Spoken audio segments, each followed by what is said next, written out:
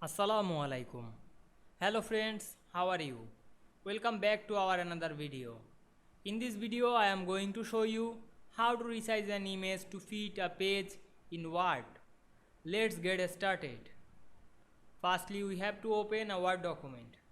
Then we go to the insert menu and click picture option. Then choose our picture in our computer. Then insert it.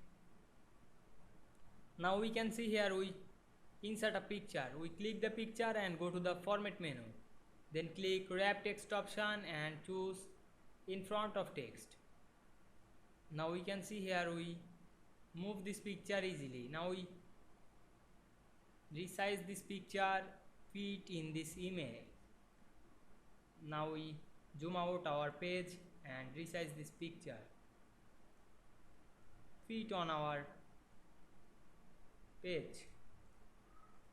Now we can see here we resize an image fit in this page very easily. I hope you enjoyed the video. Please like, comment, share and subscribe my YouTube channel. Thanks for watching.